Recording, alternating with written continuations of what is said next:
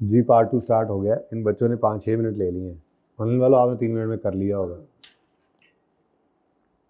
आप लोगों ने ये करना है कि जब ये देखते जाएं साथ साथ उस सफ़े को ओपन करके रखें सामने, और हर दफ़ा ऐसे करना है। प्लीज़ ऐसा कर लेना है, इससे आपको बहुत फ़ायदा होगा। ठीक है, मुझे पता है आपको अभी तो याद सा नज़र आ रहा है, लेकिन ये भूले ना। जब कभी वेबसाइट का कोई सवाल सामने आए, बेशक आप ज़बानी चीज़ों को दिमाग में कर लें कि ये इधर, ये उधर, ये इधर, ये उधर, लेकिन उसके बाद स्टिल एक बार आपने वो सफ़ा लाजमी ओपन करके देखना, बाद में देख लीजिएगा। ओके, सही है। Compute cost of website for initial measurement, also discuss reason for not inclusion of any of the above cost in computation. ठीक है जी। AL is engaged in business of manufacturing and trading of consumer goods. On 1 July 21 AL launched its own website for online sale. तो इन्होंने launch किया, इन्होंने अपनी website launch की है, और मकसद उसका क्या है? तो इसका मतलब ये कैपिटलाइज होने वाली है। लेकिन अब अगली बात का तो आपको पता ही है, प्लानिंग, डेवलपमेंट और फिर ऑपरेशंस अलग अलग हैं। The website was developed internally which met the criteria for recognition as intangible on 1 मई 21। इसका मतलब ये हुआ कि 1 मई 21 को क्राइटेरिया मीट हो गया। उसके बाद के सारे खर्चे वैसे ही क्या होने, लेकिन हमें वैसे भी पता है प्लानिंग फेज में तो वैसे ही क्या होना है, एक्सपेंस आउट। असल बात क्या है? Directly attributable costs. ठीक है, जितनी कॉस्ट हैं ये सारी की सारी डायरेक्टली एट्रीब्यूटेबल हैं, लेकिन जो प्लानिंग फेज से रिलेट करेंगी वो भी एक्सपेंस, और जो 1 मई से पहले आ गई और इसके अलावा कोई नीचे और खर्चे भी हो सकते हैं वो आ गई, तो 1 मई से पहले वाली क्या होंगी? ठीक है, लेकिन ये कॉस्ट सारी हैं क्या? डायरेक्टली एट्रीब्यूटेबल, यानी ये लगी वेबसाइट पर ही है। Incurred for website are as follows. Number 1 incur हुई है 2021 में। नंबर 1, बल्कि स्टार को पढ़ो, all cost were incurred evenly through out the mentioned period. ना बताए तो खामोशी के केस में भी हमारी अजम्पशन यही होती है। ठीक है, अच्छा। Defining a hardware and software specification. जी क्या करें? ये क्या प्लानिंग फेज का खर्चा है? क्या है? नो डाउट जनवरी, फरवरी, मार्च ये 3 महीनों में रहा। इस वक्त तो कैपिटलाइजेशन क्राइटेरिया मीट भी नहीं हुआ था, लेकिन हो भी जाता तो ये तो फेज ही कौन सा है, मतलब प्लानिंग का फेज है। बहरहाल एक्सपेंस आउट हो गया जी। इसके बारे में बताना पड़ेगा हमें, जब एंड पे बताएंगे तो फिर इसके बारे में क्या बताएंगे हम, कि हमने इसको इसलिए इग्नोर किया है क्योंकि ये प्लानिंग फेज से रिलेट करता है, और प्लानिंग फेज के खर्चों को हमने क्या करना होता है? Expense out. ये लिखना पड़ेगा अंग्रेजी में, 7 नंबर ऐसे तो नहीं आने। फिर सैलरीज एंड जनरल ओवरहेड्स, ये तो भाई एक्सपेंस आउट होंगे। डायरेक्टली एट्रीब्यूटेबल के लफ्ज ने हमें फंसा दिया है। ये इस सैलरीज एंड जनरल ओवरहेड्स जो हैं, इसके अंदर सैलरीज के अंदर उन साइंसदानों की सैलरीज भी पड़ी हैं जो बैठे हुए आपकी वेबसाइट बना रहे हैं। जनरल ओवरहेड्स के अंदर वो ओवरहेड्स भी हैं जो स्पेसिफिकली समझ लें इस वेबसाइट की डेवलपमेंट से रिलेट कर रहे हैं, क्योंकि उसने ऊपर क्या लफ्ज लिखा है? All directly attributable. नीचे वाले कॉस्ट क्या है? Directly attributable. अब ये जनवरी से जून 6 महीनों की कॉस्ट है। ठीक है जी, लेकिन हमारा तो रिकॉर्डिंग क्राइटेरिया कब मीट हुआ है? बोलो, मई और जून। अच्छा, एक मसला है, जनवरी, फरवरी, मार्च, अप्रैल के 4 महीनों के खर्चे को क्या करना है आपने? Expense out. तो मैं यहाँ पर ही लिख देता हूँ 6 × 4/6 कितना? 4 आ गया जी, एक्सपेंस में चला जाएगा ये, जबकि इसमें से अब 4 निकाल दें तो बाकी बच गया 2, ये क्या हो जाएगा? कैपिटलाइज। ठीक है जी, तो एक्सपेंस एक और आ गया, 2 एक्सपेंस आ गए। ठीक है, कैपिटलाइज हो गया पॉइंट, ये 2 कैपिटलाइज हो गया। ठीक है जी,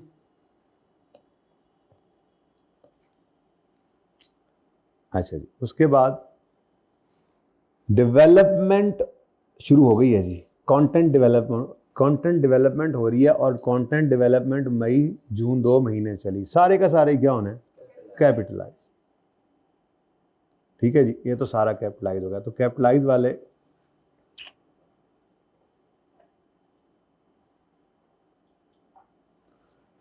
कैपिटलाइज वाले मैं चाह रहा था कि हम ग्रीन करते,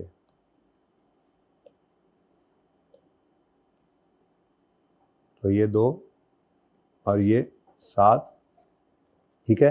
अच्छा, उसके बाद जी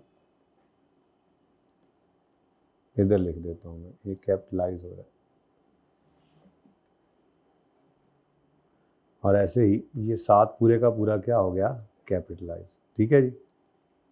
उसके बाद रजिस्टर करना वेबसाइट को विद सर्च इंजन, रजिस्टर करना वेबसाइट को with search engine, planning phase में था, नहीं डेवलपमेंट में था, ऑपरेटिंग में पक्का ओपन करके देख लिया करें बाद में, ठीक है ना। यही कि आप ऐसे उंगली रख लें फिलहाल 2-3 दिन, जब तक कोई वेबसाइट वाले सवाल आते रहे ना, ठीक है, तो आपने उसको फिर फौरन देख लेना बाद, लेकिन पहले दिमाग के अंदर रजिस्टरिंग वेबसाइट विद, ये क्या था, सर्च इंजन, ये तो यार वो ऑपरेशन के फेज में था, तो ये क्या होना है, एक्सपेंस आउट, क्योंकि इससे कौन सा आपको फ्यूचर में कोई आपका जो है वो फायदा आपको बढ़ रहा होता है, ठीक है, तो ऐसा कुछ नहीं। तो बहरहाल एक्सपेंस आउट हो गया,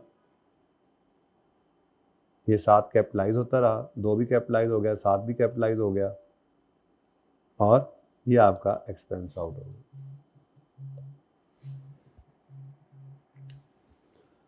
ठीक है जी, expense. Next, annual fees for website hosting, यानी हमने शायद सर्च इंजन वो अपना सर्वर नहीं रखा हुआ, बल्कि हमने सर्वर किसी से किराए पे जगह ले ली है सर्वर पे, ठीक है ना। बशीर, ये सर्वर कौन, बशीर या सर्वर, बशीर, अच्छा बशीर नहीं, ये सर्वर है ये, ठीक है। तो ये भी क्या होगा जी, एक्सपेंस आउट। वैसे भी एनुअल खर्चा है, हर साल खर्चा, चलाने का खर्चा है। फिर एम्प्लॉयज़ की ट्रेनिंग, फिर discount offer for logging on the website, इसका क्या करेंगे जी, ये भी एक्सपेंस आउट होगा, ठीक है जी। तो ये सारे खर्चे क्या हो गए, एक्सपेंस आउट, डन जी। अब कॉस्ट कितनी निकली, 9, बस, और बाकी सारी चीज़ों को क्या किया आपने, इग्नोर, ठीक है जी। तो ये क्या हो जाएगी, एक्सपेंस आउट। अब इनको बताना है कि क्यों किया आपने एक्सपेंस, ठीक है। तो कॉस्ट तो उसने सिर्फ क्या कहा था, कंप्यूट करनी है। तो आप सवाल कैसे करेंगे, आप लिखेंगे कॉस्ट ऑफ वेबसाइट, तो ऊपर यूँ लिखेंगे सैलरीज एंड जनरल ओवरहेड्स 6 × 2/6, फिर किधर गया दूसरा, development of content 7 million, total 9। उसके बाद आगे उसने बोला रीजंस बताओ कि जिनको इग्नोर क्यों इग्नोर किया, इन्हें क्यों निकाला। तो फिर आपने इसके बारे में लिखना है कि 0.5 million relating to defining hardware and software specification is a planning phase expense, therefore it is a planning phase cost, therefore it is recorded as an expense in P&L when incurred। ऐसे जुमला एक लिखना है, ठीक है। उसके बाद अगली चीज़ क्या है जी, हाँ इसमें ये 4 भी एक्सपेंस है, तो इसके बारे में यूँ लिखोगे कि the salaries and general overheads amounting to ₹4 million, bracket में ये छोटी वर्किंग शो करोगे, relate to the period when recording criteria was not met, therefore these costs are also recorded as an expense in P&L when incurred. ये 4 महीनों के P&L में चला जाएगा, ठीक है जी। अगले जो तीनों हैं, बल्कि 2, इन 2 को इकट्ठा लिख सकते हैं, ठीक है, क्योंकि ये दोनों किस फेज से हैं, ऑपरेटिंग फेज से, और ऑपरेटिंग फेज खर्चों को एक्सपेंस आउट करते हैं, ये बात हमने लिखनी है। तो हम फिर यूँ लिखेंगे कि ₹1 million and 0.6 million relating to registration of website with search engine and annual fee for website hosting respectively are operational phase costs, therefore these shall be recorded as an expense when incurred। अंग्रेजी ऊपर नीचे हो सकती है, कोई मसला नहीं, साफ नहीं, वो बात वजह लिखनी है। ये नहीं कि आपने तुक्का लगा के 2 उठा ली और 4 छोड़ दिए, पता है आपको कि क्यों छोड़ा गया है, ये प्लानिंग फेज का खर्चा है, भाई ये लिख दो, उसको पता लग गया कि आपको पता है, उसे नंबर देने आपको, ठीक है। उसके बाद एम्प्लॉय ट्रेनिंग और ये discount offer for logging on website, ये तो एक तरह का एडवर्टीजमेंट खर्चा है ना। तो इन दोनों के बारे में आप वो जुमला लिखेंगे, IS-38 prohibits recording of training cost and advertisement cost, therefore rupees 1.5 million and 2 million relating to employee training cost and discount offer shall be recorded as an expense when incurred। ठीक है। अच्छा, अब ये खर्चे, लेट्स से एडवर्टीजमेंट का खर्चा है, तो ऐसा भी हो सकता है कि एडवर्टीजमेंट का खर्चा भी आपने मतलब अगले 3 साल की एडवर्टीजमेंट प्री हो, तो वो एक अलग एक्रूवल का कॉन्सेप्ट है कि 1 साल एक्सपेंस बनाओगे 2 साल एसिड बनेगा, वो प्री पेमेंट का कॉन्सेप्ट अलग है, लेकिन उसको इंटेंजिबल कॉस्ट का पार्ट फिर भी नहीं बनाना, बनेगा एसिड, वो प्री पेड एडवर्टीजमेंट एक एसिड बन सकती है, ऐसी कोई बात नहीं, ठीक है ना, बन सकती है, शायद होमवर्क वाले सवाल में बन जाए। अच्छा, होगी जी बात। अब 7 नंबर लेने हैं तो ऐसे हैं, ये नहीं है कि आपने जनाब ये 2 लिख दी और बस जो छोड़ दिया आपने कहा जी छोड़ दिया, नहीं, वजह लिखो क्यों छोड़ा है। इसलिए छोड़ा है कि प्लानिंग फेज में है, ये इसलिए छोड़ा है कि अभी क्राइटेरिया मीट नहीं हुआ था, हालांकि डायरेक्टली एट्रीब्यूटेबल कॉस्ट थी लेकिन रिकॉर्डिंग क्राइटेरिया मीट नहीं हुआ, ये इसलिए छोड़ा है कि ये ऑपरेशनल फेज का खर्चा है, ये इसलिए छोड़ा है कि IS-38 प्रोहिबिट करता है ट्रेनिंग और एडवर्टाइजमेंट को कैपिटलाइज करने से। इसके नंबर मिलेंगे, ये 5 जुमले तो मैंने लिख दिए होने, 1 2 3 4 लिख दिए तो 4 नंबर मिल गए, तो 3 नंबर इसके मिल जाने, इसके पड़े होंगे तो बढ़ जाते हैं ना नंबर, तो ठीक है, ओके जी। अच्छा, अब आ जाए जरा क्वेश्चन नंबर, वैसे तो मैंने वो भी यार नियत की थी 7 सवाल कराना, लेकिन जल्दी से 9वां सवाल पढ़ें। रिक्वायरमेंट पहले पढ़ें जी। रिक्वायरमेंट है in accordance with requirement of IFRS, prepare a note on intangibles for inclusion in ZL's financial statement for the year 31 दिसंबर 2018, और टोटल कॉलम रिक्वायर्ड नहीं है। और दूसरी बात, 18 के साथ उसने नहीं लिखा कि कंपैरेटिव बनाओ, इसलिए 17 भी बनाने की ज़रूरत नहीं है, ठीक है। अब ये सवाल की रिक्वायरमेंट मैंने आपको पढ़ दी है, अब सवाल को आप पढ़ना शुरू करें। सवाल को पढ़ने के ऊपर भी 1 से 2 मिनट लग जाते होते हैं इफेक्टिवली। पढ़े, शाबाश।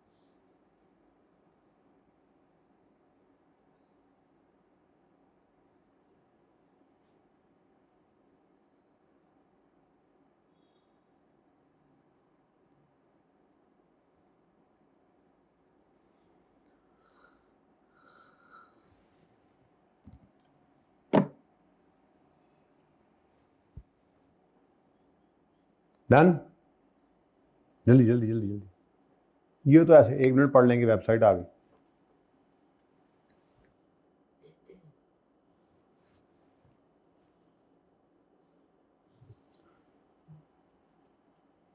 कोई रीवैल्यूएशन, कोई डिस्पोजल, मेरे ख्याल में नहीं, छोटा सा नोट बनना है, ऐसे ही है। चलें आप लोग पढ़ लें, फिर मैं तब तक थोड़ा फॉर्मेट ही बना लूँ, टाइम तो बचाएं।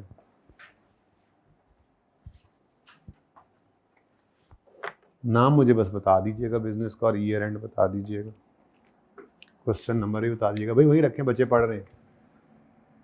क्वेश्चन नंबर ओके, ZL है,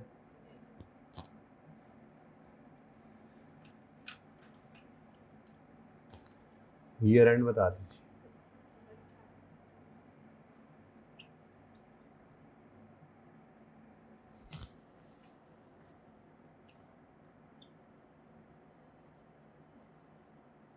इंटेंजिबल्स हैं या इंटेंजिबल एसेट्स लिखा हुआ है रिक्वायरमेंट में?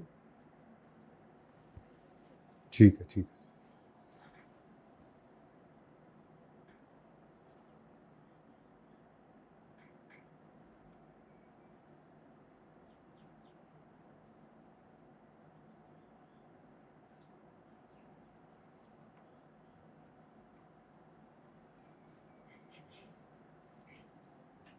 ले आए भैया, अब इधर मेरे ख्याल में तो पढ़ लिया होना है सबने जी। फॉर्मेट बन रहा है जी।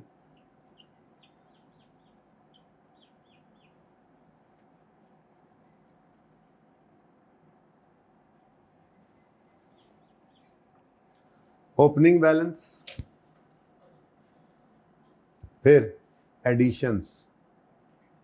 अब एडिशंस यहाँ पर I-38 के नोट में हम अलग अलग करके लिखते हैं, एक्वायर्ड या परचेज्ड सेपरेटली,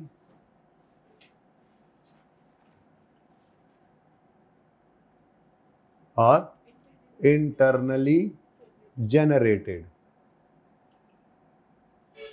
फिर डिस्पोजल है कोई नहीं, और ना रिवैल्यूएशन सवाल में नजर आई होगी आपको, पढ़ लिया ना सवाल तो बोलो। तो फिर मैं क्यों ऐसे ही रश लगाऊं खाम खा, इतना काफी है। ठीक है जी। उसके बाद ओपनिंग बैलेंस, फिर एमोर्टाइजेशन, डिस्पोजल है नहीं, रिवैल्यूएशन है नहीं, लेकिन एहतियातन इम्पेयरमेंट की एक लाइन छोड़ देनी चाहिए हमें, ठीक है, कहीं इम्पेयरमेंट ही ना आ जाए, तो अलग से सेक्शन बनाने की बजाय यहीं पे जान छूट जाती है हमारी, ठीक है। फिर उसके बाद बुक वैल्यू आ जाएगी, फिर measurement basis, depreciation method, life या रेट। ठीक है जी। मेन फॉर्मेट तो यही आ गया। एसिड वैसे कितने को थे तकरीबन, कोई समझ में आया था या कोई नहीं आया समझ में? 3 है, चले टोटल कॉलम भी नहीं बनाना है जी, मौजे लग गई मौजे।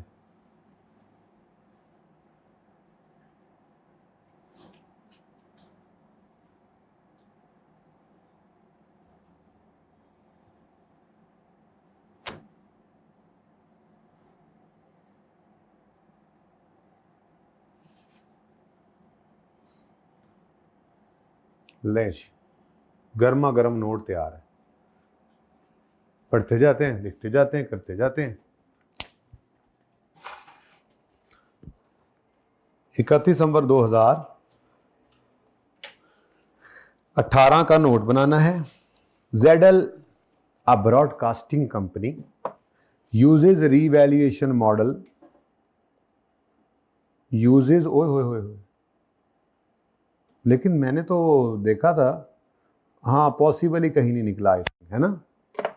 चलो लाइनें थोड़ी थोड़ी खुली खुली हैं, अगर आ भी गया तो कोई बात नहीं, मैनेज कर ही लेंगे इंशाल्लाह, ठीक है। तो फिलहाल चलो ऐसे ही चलने दो। वैसे रिवैल्यूएशन हो रही है, क्या वजह थी? वेरी गुड, रिवैल्यूएशन उन्होंने कहा है जहां पॉसिबल हो ये रिवैल्यू करते हैं। पॉसिबल सिर्फ तभी होता है, एक ही सूरत है, जब एक्टिव मार्केट एग्जिस्ट करती हो, नहीं है तो नहीं है। तो आप कह रहे हैं कि नहीं है, ठीक है, चले। अच्छा, following information pertains to ZL's intangibles. On यकम जनवरी 18 ZL bought an incomplete research and development project from BTech at its fair value of 90 million। ठीक है, अब इनकम्प्लीट रिसर्च डेवलपमेंट याद है, उसमें वो क्या कहा था, हमारे लिए फिर ये कोई R नहीं है और कोई D नहीं है, ठीक है ना, ये अलग अलग हैं ही नहीं, बल्कि इनका जो टोटल था ना कितना 90, हमारे लिए सारे का सारा ही क्या है, एसेट। ठीक है, तो इसको हमने क्या करना है, पूरे 90 मिलियन को कैपिटलाइज कर देना है।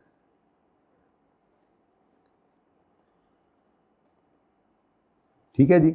उसके बाद जब इसको एक्वायर कर लिया हमने 90 मिलियन की कॉस्ट पर, तो फिर सब्सिक्वेंट एक्सपेंडिचर इस प्रोजेक्ट पे हमने जो इनकर किया है वो फर्दर रिसर्च है। अरे बाबा, रिसर्च तो एक्सपेंसिव होती है, वो तो हमने खरीदी थी किसी की रिसर्च, तो हमारे लिए वो कैपिटल एसेट था, कैपिटलाइज किया था। आगे अगर हम आर करेंगे तो आर है, बुरी डी होगी तो बुरी डी है, एक्सपेंस आउट होगा, क्राइटेरिया मीट होने के बाद ही कैपिटलाइज होना है। ये बात समझ आ रही है? लेक्चर तो सबने लिए हुए हैं ना, जो लेट भी। बेटा आप लेक्चर पूरे हैं आपके? नहीं ना पूरे? कितने लेक्चर्स रहते हैं? थोड़े से रहते हैं, चले। वैसे पढ़ा हुआ है IS-38, पूरे कर लो लेक्चर, ठीक है ना? मुझे पता लग गया था, देख लो जी। फर्दर रिसर्च की तो वो क्या है? Expense out. हाँ, डेवलपमेंट अभी खामोश है तो कैपिटलाइज ही करेंगे, अगर बता देगा तो फिर जितने अरसे की होगी उतने से कैपिटलाइज, बाकी एक्सपेंस आउट।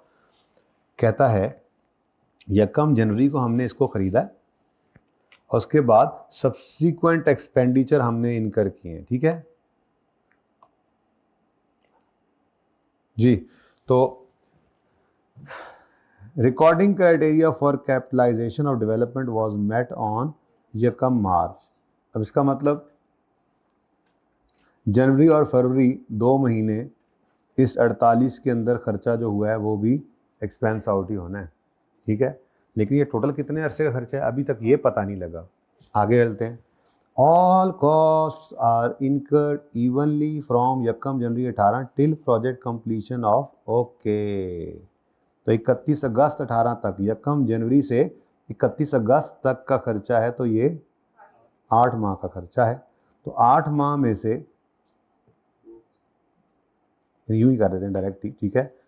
जनवरी और फरवरी के 2 महीने जो हैं 2/8 ये एक्सपेंस आउट हो जाएंगे, कितने? जबकि 6/8 कितना? ये बन जाएगा एसेट, कैपिटलाइज करेंगे, ठीक है। तो ये 12 एक्सपेंस आउट हो जाएगा और ये कैपिटलाइज हो जाएगा, ठीक है। फिर it is expected that newly developed technology will provide economic benefits to ZL for next 10 years।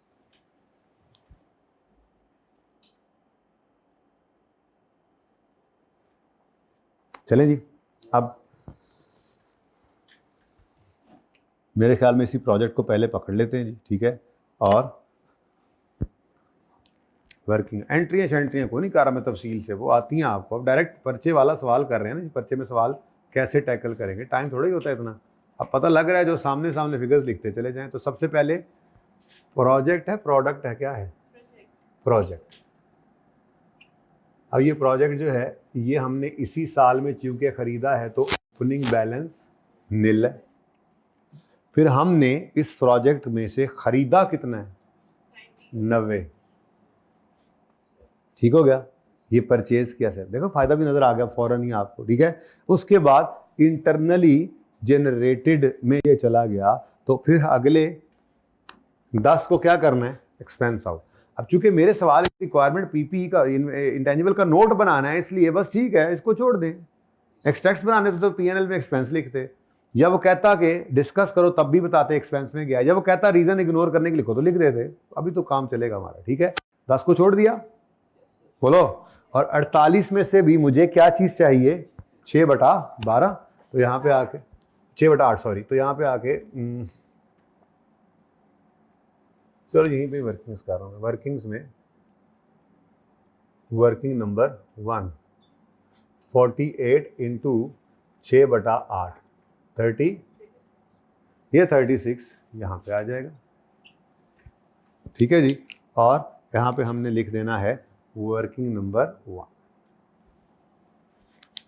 ठीक हो गया। अब ये कैपिटलाइज हो गया कितनी कॉस्ट पर? इसकी कोई अमोर्टाइजेशन ओपनिंग में हमारे पास नहीं नजर आ रही, लेकिन अब ये 126 पर कैपिटलाइज हो चुका है। ये किस दिन कंप्लीट हो गया था? 31 अगस्त पे। तो 1 सितंबर से ये अवेलेबल फॉर यूज है। तो सितंबर, अक्टूबर, नवंबर, दिसंबर, 4 महीने, ठीक है। तो 36 नहीं, 48 नहीं, 126 को पकड़ना है, ठीक है। 126 है, इसको डिवाइड कर दें कितने से, कितने से जी, 10 साल, तो 126 डिवाइडेड बाय 10, लेकिन 4/12 करना ना भूलिएगा, 4.2, ठीक है जी। ये 4.2 वर्किंग नंबर 2 में आपने निकाल दिया। रुपीज इन मिलियन चल रहा है काम।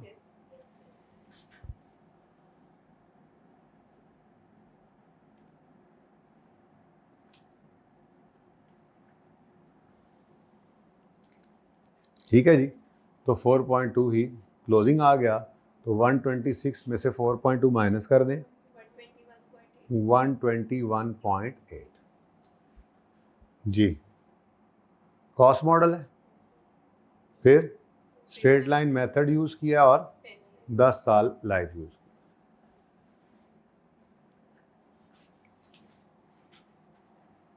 ठीक है, चलें आगे। उसके बाद फिर क्या हुआ जी, ओ सॉरी रीवैल्यू करना था। On 31 November 18 ZL received an offer of 170 for this develop, यार इसको 170 पे उठा के लाना था।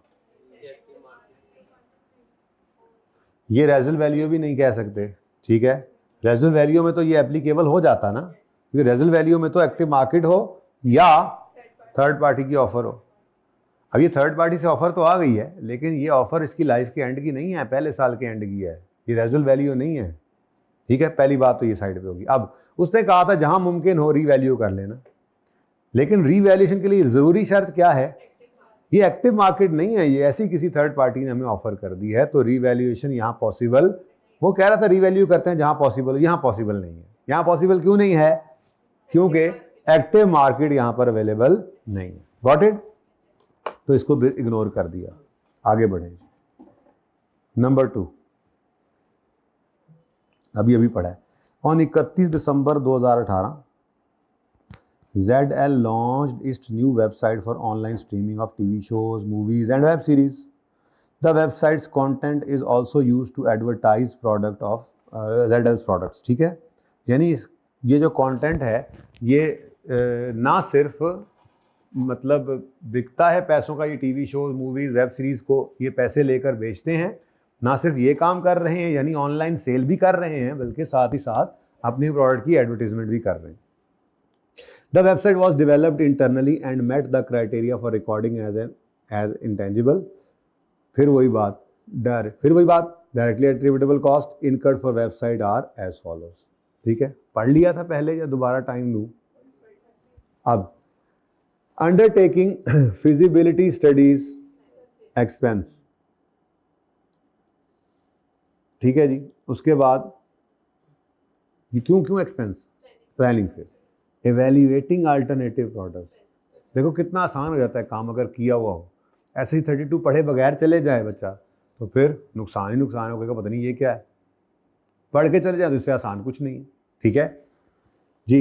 Acquisition of web server expense, हाँ जी, ना एक्सपेंस है ना इंटेंजिबल है, बल्कि ये तो क्या है, अब ना तो मैंने डिस्कस करना है कि मैं इसको पकड़ के बैठा हूँ कैपिटलाइज करके दिखाऊँ, डेप्रिशिएट करूँ, ठीक है, और ना ही मैंने P&L बैलेंस शीट बनानी है। तो अगर इंटेंजिबल का नोट उसने मुझे कहा है बनाने के लिए, तो मेरे इस सवाल की हद तक मैंने इसको इग्नोर कर देना है, वेब सर्वर को, PPE में जाना है, ठीक है। फिर acquisition cost of operating system. Operating system उस सॉफ्टवेयर को कहते हैं जिसके बगैर ये हार्डवेयर चल ही नहीं सकता। आपको मैंने कोई तीसरे चौथे लेक्चर में गालिबन एक एग्जाम्पल करवाई थी कि आप एक लैपटॉप खरीद कर लाए 2 लाख का और 25,000 रुपये की आपने उसमें विंडो करवा कर उसको पैसे दिए, और फिर उसके बाद आपने माइक्रोसॉफ्ट ऑफिस के लिए भी 15,000 रुपये किए, तो अब टोटल खर्चा तो आप कर आए 2,40,000, ठीक है। लेकिन मैंने कहा था लैपटॉप चल ही नहीं सकता विंडो के अलावा, तो इसलिए लैपटॉप का 2 लाख और विंडो वाला 25,000, ये दोनों इकट्ठे करके 2,25,000 रुपये आपने अपने लैपटॉप को कैपिटलाइज कर देना है, ठीक है, तो लैपटॉप की ही टोटल कॉस्ट जो है वो 2,25,000 होगी और ये 2,25,000 के ऊपर प्रॉपर्टी प्लांट इक्विपमेंट में चला जाएगा।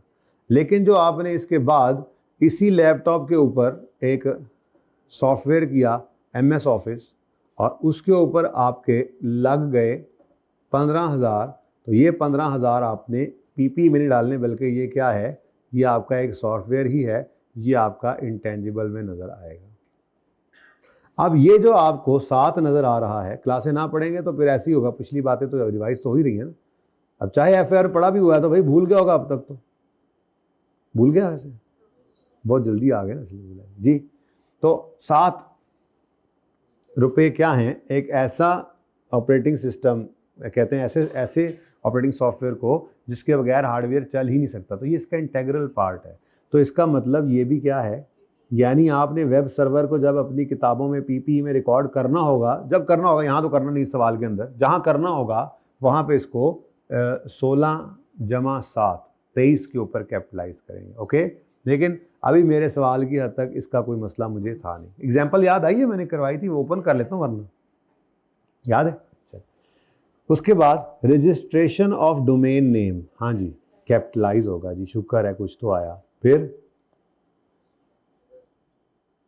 नेक्स्ट क्या है, स्ट्रेस टेस्टिंग भी इसी डेवलपमेंट फेज का ही हिस्सा था।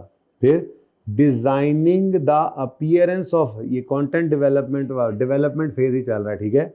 उसके बाद development of cost, content development आ गई, ऑनलाइन स्ट्रीमिंग के लिए जो डेवलपमेंट की कॉस्ट आई कैपिटलाइज होगी। डेवलपमेंट कॉस्ट न्यू कंटेंट की है लेकिन रिलेट कर रही है, तो इसको क्या करना है, बीच में से निकाल के उसने अलग किया, तो हमने भी अलग कर दिया। और फिर एडवर्टाइजिंग ऑफ वेबसाइट, इसका मतलब मेरे लिए रेलेवेंट सिर्फ क्या है, ठीक है, बस उसके अलावा मेरे इस सवाल की हद तक और कोई भी चीज़ रेलेवेंट नहीं है। क्या कॉस्ट बनती है जी, 21। तो मैंने अपने सवाल के अंदर ना जनाब बस ये 21 की छोटी सी वर्किंग करके शो कर देना इसको, ठीक है, ओके ओके जी।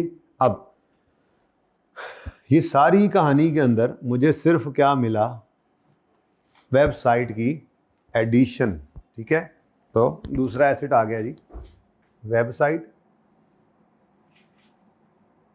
ओपनिंग में यहाँ पे भी कोई नहीं थी वेबसाइट, कोई सेपरेटली परचेज नहीं किया, बल्कि इसको इंटरनली जनरेट किया और इंटरनली जनरेट करके 21 की कॉस्ट पर रिकॉर्ड करना है। वो 21 कहीं गिवन नहीं है, तो इनकी बस वर्किंग शो कर देनी। ये सारा आपने पढ़ा हुआ, तो पर्चे में सवाल ऐसे करना है, ठीक है।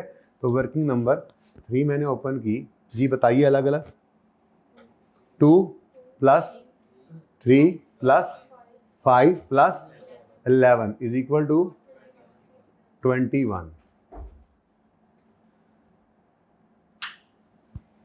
ठीक है जी। तो इधर ही बैग, इधर पकड़ा दें इनको चीज़ें जी। 21 21 वर्किंग नंबर 3 से आया, ठीक हो गया जी। और ये आ गया जनाब 21 क्लोजिंग। अब मसला आ गया, लाइफ ही नहीं गिवन, अमोर्टाइज कैसे करें।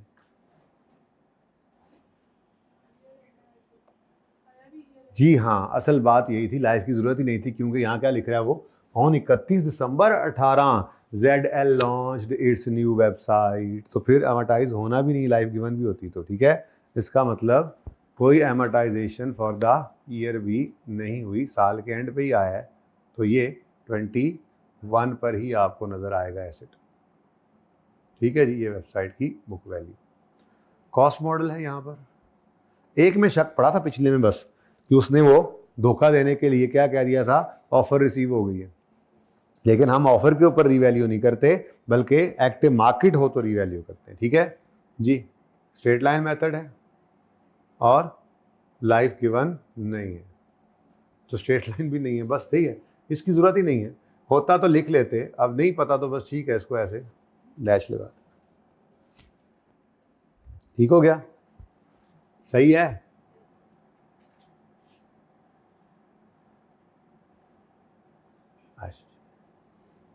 Last is license. During the year, ये अच्छी एडजस्टमेंट थी बच्चों को, पिछली बार मुझे ज़्यादा समझ नहीं थी आती।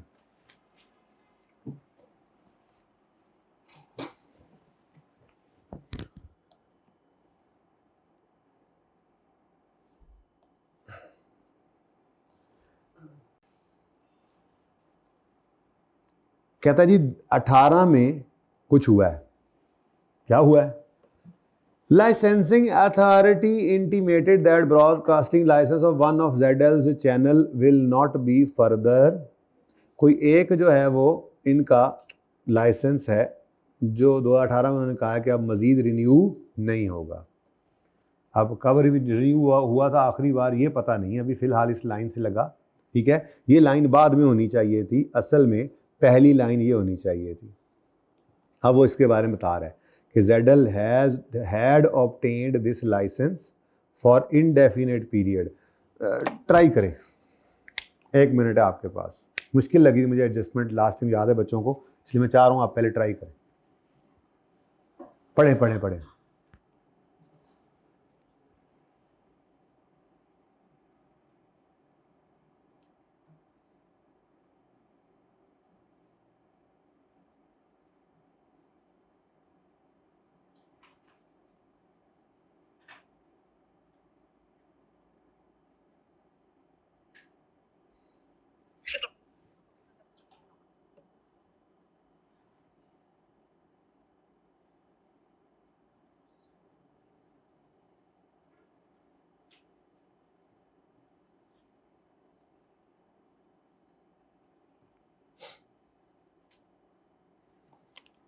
हाँ जी,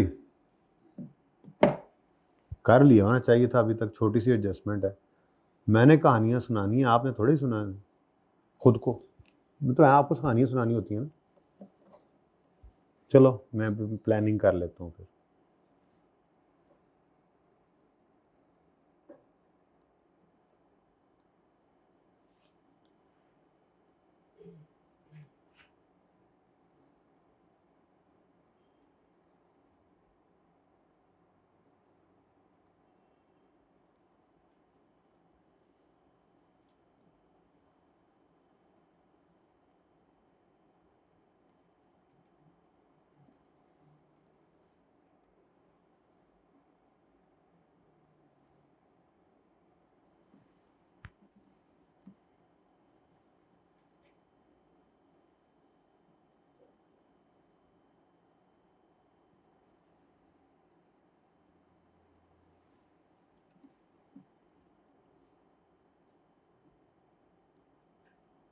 काफ़ी नहीं।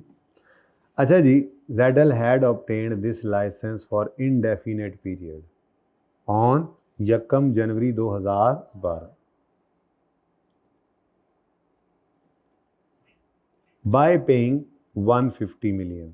यह पुरानी बात है, हम इस वक्त 2018 में खड़े हैं, तो ये 12 के साल में पहले दिन हमने इसको ख़रीदा था 150 मिलियन पे करके। इनडेफिनेट पीरियड के लिए क्यों है? क्योंकि subject to renewal fee of 3 million है, सब्जेक्ट टू, यानी 150 मिलियन के लिए 150 मिलियन पे करके लाइसेंस लिया है हमने ओरिजिनली, और इसका रिन्यूअल जो है वो सिर्फ 3 लाख में हो जाना है। फॉर, कौन सा सवाल था ये? नो, ये at every 5 year 0.3 million renewal fee pay करें। एट एवरी 5 ईयर का मतलब ये, जब 1 जनवरी 12 पे हमने लिया तो 150 मिलियन का लाइसेंस मिला, और उन्होंने क्या कहा है, हर 5 साल बाद 3 लाख पे करके रिन्यू करा लेना यार। अब खुद बताओ, इतनी मिनिमल कॉस्ट है तो हम पता नहीं कब तक इसको रिन्यू कराते रहेंगे, जब तक हमारा दिल करेगा। अभी कंफर्म कुछ कह नहीं सकते, तो इसलिए 12 मिलियन की 150 मिलियन की कॉस्ट जो 12 में हमने इनकर की, वो कॉस्ट एमर्टाइज नहीं होगी। क्यों एमर्टाइज नहीं होगी? अब 12 गुजरा, 13 गुजरा, 14 गुजरा, 15 गुजरा, 16 गुजरा, कितने साल हो गए? 5 हो गए। यहाँ पर एक इसका पीरियड पूरा हुआ होगा, ठीक है, और 1 जनवरी 17 आ गया, ये 31 नंबर 16 में 5 साल पूरे हो गए ना। अब क्या आ गया जी, 1 जनवरी 17 वाले साल में हम एंटर हो गए, और जाहिर सी बात है हमने यहाँ पर इसको रिन्यू कराया होगा, कितना पे करके। अब ये आपको सिखाया हुआ है पहले से कि अगर इतनी छोटी कॉस्ट हो, मिनिमल कॉस्ट हो, तो जब रिन्यूअल होता है तो उसकी एंट्री सिंपली क्या हो जाती है, याद करके बताओ। हाँ जी, एक्सपेंस डेबिट कैश क्रेडिट, याद आया कुछ, एक्सपेंस डेबिट। तो इसलिए हमारे इंटेंजिबल को इसने भी कोई नहीं छेड़ा होना, ठीक है। अब ये रिन्यूअल हो गया और ये रिन्यूअल अगले, अब पहले सोच क्या थी, यहां जब हम खड़े थे तो हमारी सोच क्या थी, हम इसी तरह से 17, 18, 19, 20 फिर 21 आएगा यहाँ तक, फिर हम 5 साल गुजारेंगे और फिर हो सकता है हम इसको 1 जनवरी 22 को फिर रिन्यू करें, 22, 23, 24, 25, फिर यहाँ से ऐसे ही काम चलता जाना, इसी तो इंडेफिनिट कहा था, ठीक है। ये कहानी थी 1 जनवरी 12 पे खड़े होकर हमारे सामने। फिर 5 साल गुजरे और हम पहला रिन्यूअल करा चुके हैं, ठीक है। वो रिन्यूअल इस दिन हमने करा लिया, लेकिन हम तो इस वक्त खड़े हैं 2018 वाले साल में, हमारा रेलेवेंट ईयर ये 18 है, ठीक है।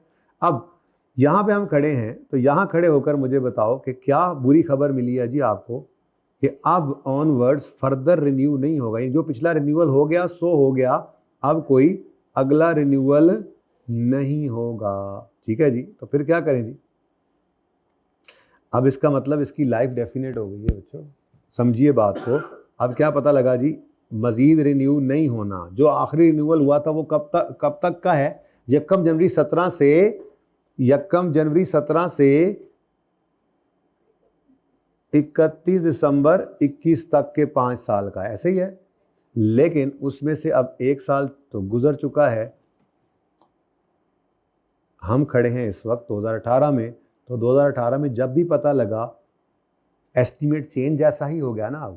अब 18 वाले साल में यहाँ खड़े होकर हम कहेंगे इसकी रिमेनिंग लाइफ कितने साल बाकी है, 4 साल, और कॉस्ट अभी भी कितने पर पड़ी है, 150 पर, क्योंकि ये एसेट इनडेफिनेट लाइफ वाला था, इसको तो अमोर्टाइज हमने किया ही नहीं था, ठीक है। तो इसको अमोर्टाइज नहीं ना किया, ओके। अब अच्छा, इम्पेयर तो हो सकता था, हर साल के एंड पे इम्पेयरमेंट टेस्ट से तो इसको गुजारना होता है, तो इम्पेयर तो हो सकता है हुआ हो, भाई हुआ होता तो बता देता। इसलिए सादा बात, हम खड़े कहाँ पे हैं इस वक्त, 1 जनवरी 18 पे ओपनिंग बैलेंस अगर निकालने की मैं कोशिश करूं 31 दिसंबर 17 या 1 जनवरी 18 पर, तो ओपनिंग बैलेंस मेरा लाइसेंस का जो है वो क्या आएगा, 150 पूरा। ये 150 क्यों आ रहा है, क्योंकि भाई मैंने ये लाइसेंस खरीदा था 2012 में, इस वक्त मैं खड़ा हूं 2018 में, तो ये कॉस्ट तो मैं ऑलरेडी कई साल पहले इनकर कर चुका हूं। लेकिन ना तो इसकी कोई एमोर्टाइजेशन है ओपनिंग में, ना कोई इम्पेयर। एमोर्टाइजेशन हमें पता है क्यों नहीं है, क्योंकि इनडेफिनेट लाइफ वाला। इम्पेयरमेंट हमें नहीं पता कि है या नहीं है, लेकिन सवाल ने नहीं बताया तो फिर क्या अज्यूम करेंगे, आज से पहले कभी इम्पेयर भी नहीं हुआ, ठीक हो गया। लेकिन अब मामला क्या हो गया है, ठीक है, कोई एडिशन नहीं इसमें, कोई डिस्पोजल नहीं इसमें, 150 का लाइसेंस 150 पे ही है, लेकिन अब इसकी एमोर्टाइजेशन चार्ज करनी पड़ेगी, क्योंकि अब ये इनडेफिनेट लाइफ वाला नहीं रहा, अब ये डेफिनेट लाइफ वाला हो गया है। अब इसको 4 साल पे हमने एमोर्टाइज करना है। तो नंबर 4 वर्किंग आ गई, इस 150 को पकड़ेंगे, 150 है ना, और इसको रिमेनिंग अब जो लाइफ है 4 ईयर्स उस पर एमोर्टाइज करेंगे पूरा साल। आंसर 37.5, ठीक है जी। तो ये जनाब 37.5 की एमोर्टाइजेशन आ गई वर्किंग नंबर 4 से, ठीक है जी। अब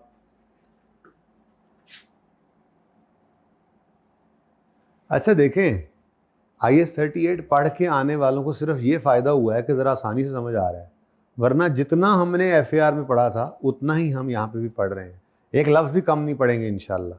तो ये कोई बच्चा ऐसा भी हो सकता है जिसने शायद FAR पिछली से पिछली बार पास किया हो, उसने IS 38 ना पढ़ा हो, तो उसके लिए भी ये कोई मसला नहीं है, ठीक है। वो ये इसको आराम से कर सकता है, क्योंकि हमने जितना काम करना है अभी कर रहे हैं, कौन सा ख़त्म कर लिया। IFRS 16 शुरू करना है, लेकिन साथ साथ इसको चलाएंगे 2-3 दिन मजीद, ठीक है।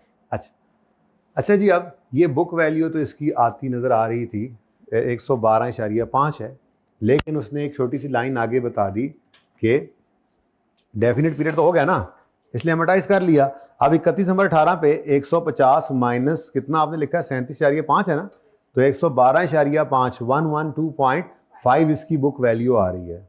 लेकिन वो कह रहा है इसकी रिकवरेबल अमाउंट जो है वो 105 हो गई है। तो ये तो नज़र आ रहा है सामने ही आपको कि क्या हो गया इम्पेयर। तो फिर इम्पेयरमेंट लॉस किसी भी तरह से निकाल सकते हैं, आपकी मर्ज़ी की बात है, ठीक है। हमने कहा जी बुक वैल्यू 31 दिसंबर 2018 की वो है 150 माइनस 37.5 112.5। फिर रिकवरेबल अमाउंट सवाल ने खुद बता दी, ऐसे लिख दें, एक लाइन छोड़कर भी लिख सकते हैं। क्या करना है, लाइन छोड़ के लिखना है, लाइन छोड़ के लिखना,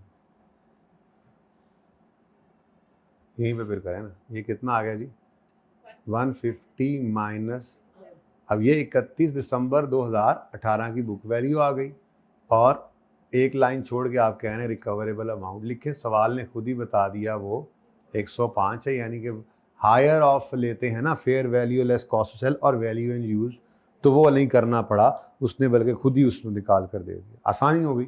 अब 112, अच्छा याद कैसे रखा हुआ है हमने इसको, जैसे IS2 वाला था ऐसे याद कराया था ना आपको, लोअर ऑफ कॉस्ट और NRV, IS2 कहता है इन्वेंट्री को रखो, तो यहाँ पर IS36 कहता है असल में कि आप एसिड को लोअर ऑफ बुक वैल्यू और रिकवरेबल अमाउंट पर रखें।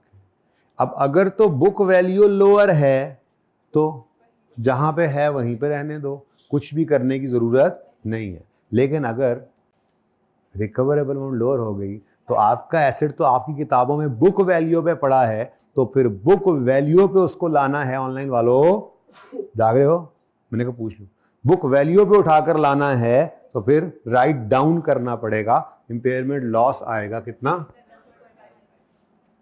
तो ये 7.5 क्या आ गया जी, इंपॉर्टेंट लॉस। अच्छा, मैं जो आपको कहता था ऑनलाइन वालों उठ जाओ, तो उठ जाते थे ना, कौन कौन सोया होता था लेक्चर लेते रहते, सही से बताना, होता तो होगा, अब बेशक ना माने, ऐसा होता था ना, नींद आ रही होती थी ऐसे हैं, तो मैं कहता था तो जाग जाते थे या बंद करके सो जाते थे, जाग जाते थे। अच्छा, ये तो कह रहे हैं जी फायदा होता है, पता नहीं अब आप लोगों को होता है। एक बार ऐसा हुआ मेरे ये कोई साल एक की बात, पुरानी बात है, ठीक है। मैं एक स्टूडेंट ऑनलाइन का, मैं वैसे ही उसे मजाक करता होता था, तो ऐसी क्लास में ना, मीटिंग में उसका नाम मुझे पता था, तो क्लास में ऐसे ही मैंने उसे कहा ऑनलाइन वाले ऐसे कहते हैं ना बंदा, ऑनलाइन वालों भी खड़े हो जाओ, खड़े हो जाओ ऑनलाइन वालों। अब वो खड़े हो गए ऑनलाइन वाले, वो शरीफ आदमी खड़ा हो गया।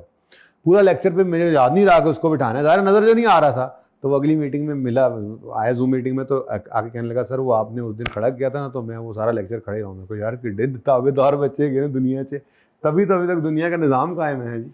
तो अब जी इम्पेयरमेंट लॉस आ गया, तो इसकी एंट्री यहाँ पे कर लेते हैं, इम्पेयरमेंट लॉस डेबिट, और अक्यूमुलेटेड इम्पेयरमेंट लॉस 7.5 से ये वर्किंग नंबर 5 में आ गया। ऐसे ताबेदार बच्चे भी होते हैं, लेकिन आप लोग तो ताबे दूर हैं जी। 45 और 105 पर ले आए हम अपने acid. Cost model, straight line method, 4 years. ले जी 9 हो गया।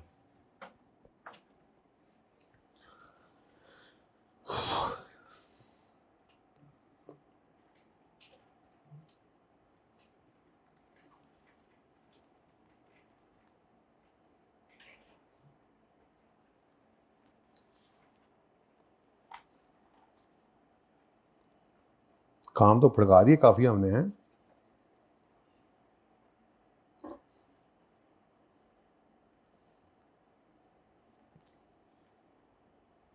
ओह ये कहाँ गया, मेरे नोट्स कहाँ गए।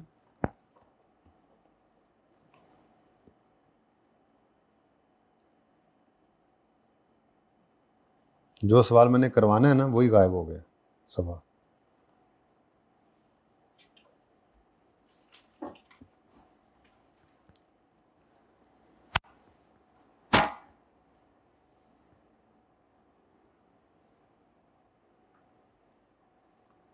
अच्छी ट्यूलिप वाला सवाल ओपन करना।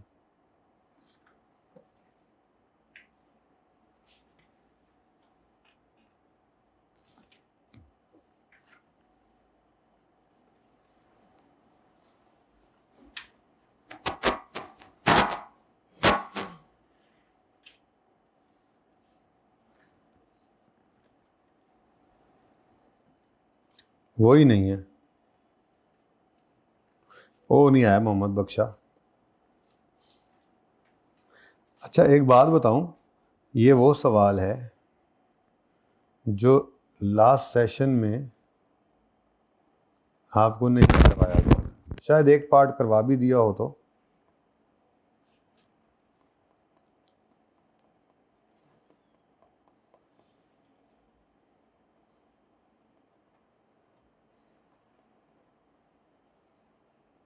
ये एक पार्ट गालिबन करवाया था और ये I-37 का कह के छोड़ दिया था, इसको टेस्ट नहीं कर सकता था, लेकिन अब ये I-37 नहीं भी किया ना, ये सवाल मैं कराने लगा फिर। ठीक है, शायद यहीं से ही कॉपी होकर काम चल जाए हमारा। Let's see.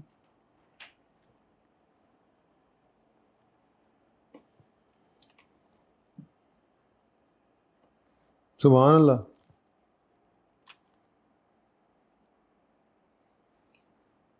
आप लोग क्या देख रहे हैं, क्या देख, काम करें अपना, काम करें अपना।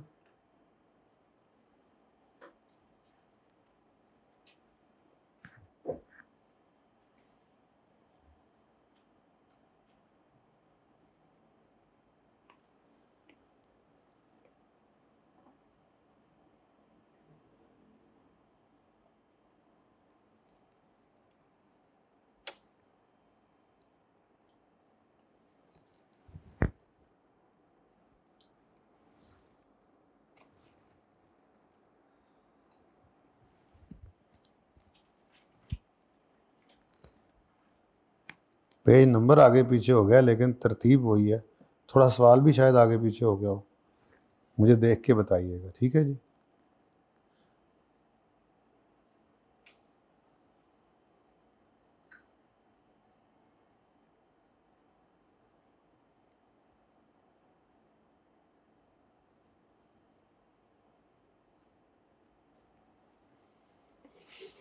चलें जी, क्वेश्चन नंबर 19 आ तो गया किसी न किसी दर्जे में।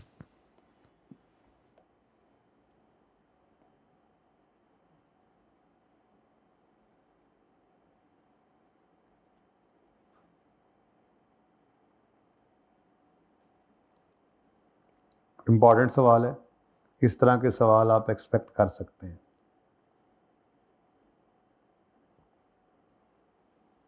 ठीक है जी।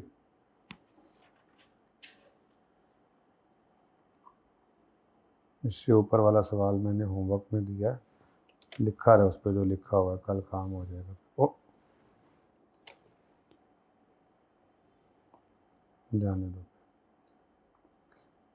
पढ़ना शुरू करें जी। सबसे पहले रिक्वायरमेंट पढ़ें इसकी।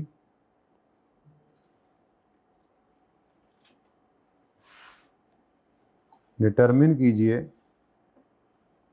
रिवाइज्ड अमाउंट, ये बस पॉइंट 2 दफ़ा आ गया और कुछ भी नहीं है, तो खैर डिटरमिन करनी है जी रिवाइज्ड अमाउंट।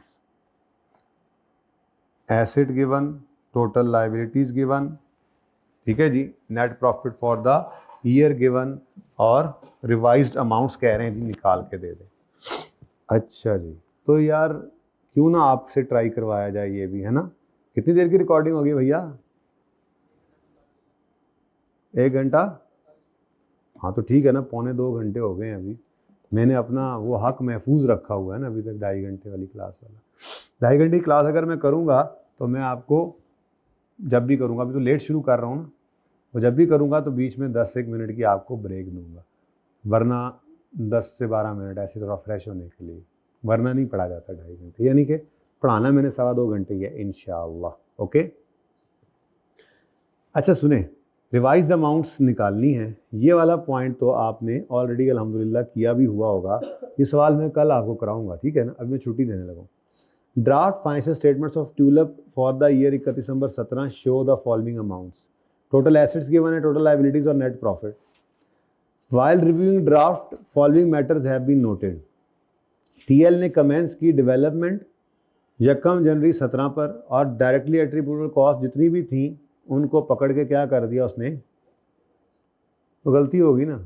अब रेक्टिफाइंग एंट्री भी करनी पड़ेगी, लेकिन उस एंट्री से कुछ नहीं चलना।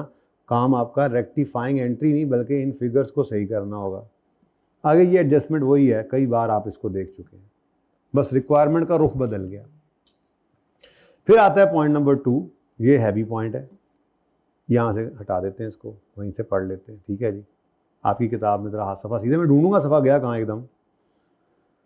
After preparing draft, a claim of 20 million was lodged by a customer for supplying defective units of a product in 2017। सिर्फ इसको समझाने के लिए मैं एंट्री करने लगा हूँ, क्योंकि ये अभी हमने पढ़ा नहीं हुआ ना जी, ठीक है।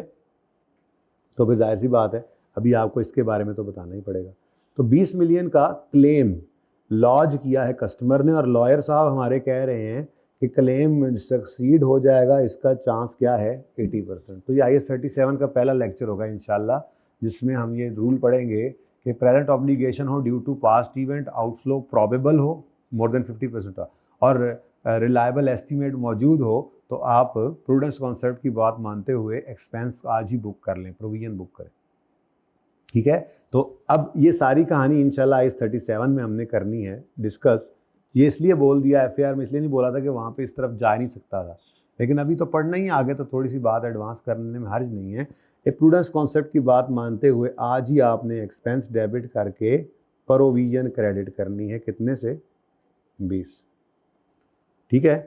अब वो कह रहा है after preparation of draft financial statements claim lodge किया गया है, लेकिन जो प्रोडक्ट्स डिलीवर की गई थी वो ड्यूरिंग 17 डिलीवर की गई थी, चाहे 31 दिसंबर 17 के बाद ये क्लेम आया है। अब यहाँ पे IAS 10 हम पढ़ेंगे इंशाल्लाह, 37 इकट्ठा पढ़ते हैं, जिसमें IAS 10 ये कहता है कि अगर बैलेंस शीट डेट पर आपकी एक चीज़ एग्जिस्ट करती है और ईयर एंड के बाद, बैलेंस शीट डेट के बाद सिर्फ उसका एविडेंस आपको रिसीव हो गया है, तो वो एडजस्टिंग इवेंट एंट्री कर लो। तो बहरहाल इस बहस में नहीं पढ़ना, इससे ज़्यादा बात मैं इसके ऊपर इतनी भी नहीं करनी चाहिए थी। ये जो पूरा पैरा है, ये पैरा इंशाअल्लाह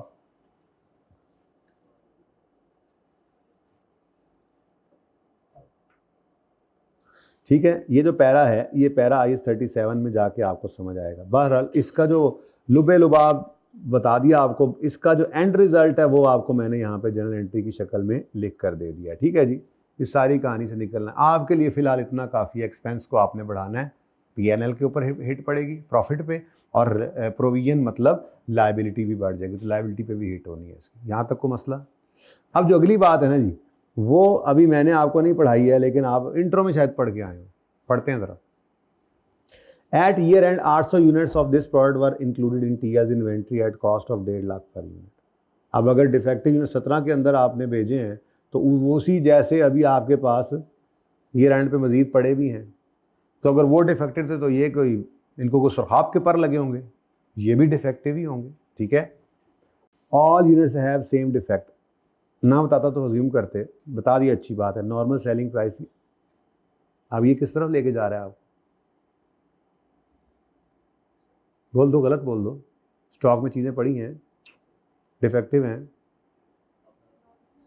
NRV लॉस, NRV IAS 2 भूल रहे हैं आप, NRV लॉस की तरफ लेके जा रहा है। TL had already committed to sell 300 units to Jamal at a price of 2,20,000 और उस पर डिफेक्ट रिमूव करना पड़ेगा। अब यहाँ पे फंस गए आप।